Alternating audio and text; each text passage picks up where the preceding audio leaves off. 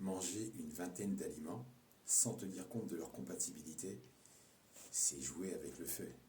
Mettre en danger ton organisme, mettre en péril ta santé. Pour reprendre ton terme, effectivement, c'est n'importe quoi. Ensuite, l'hypothèse de manger des aliments un à un. Je n'ai jamais parlé de ça.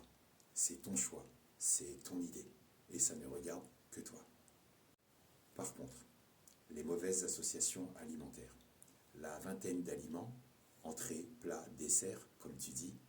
On peut parler des maladies asymptomatiques liées à une fermentation excessive dans ton organisme.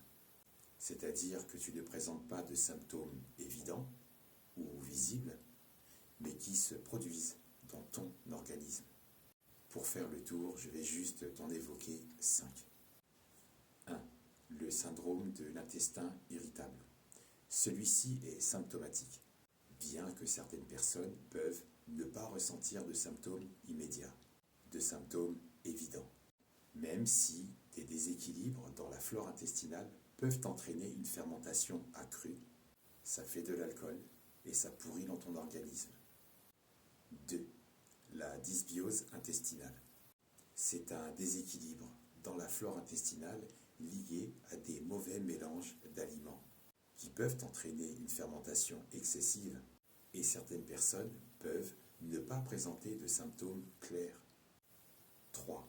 Il y a ce qu'on appelle aussi le syndrome silencieux, comme l'apparition de polypes ou de tumeurs dans le système digestif, qui peuvent ne pas présenter le moindre symptôme jusqu'au jour où elles atteignent un stade très avancé. 4. Les intolérances alimentaires. Certaines intolérances, comme celles au lactose ou au gluten, peuvent aussi provoquer une fermentation excessive, mais sans symptômes immédiats chez certaines personnes, car nous réagissons tous différemment. 5. Le syndrome de la malabsorption. Comme son nom l'indique, certaines personnes ont des difficultés et ne parviennent pas à absorber correctement les aliments, ce qui peut aussi entraîner une fermentation accrue. Ça produit de l'alcool qui pourrit dans ton organisme. Il arrive que dans certains cas, certaines personnes puissent ne ressentir aucun symptôme évident, mais jusqu'au jour où ça atteint un stade avancé.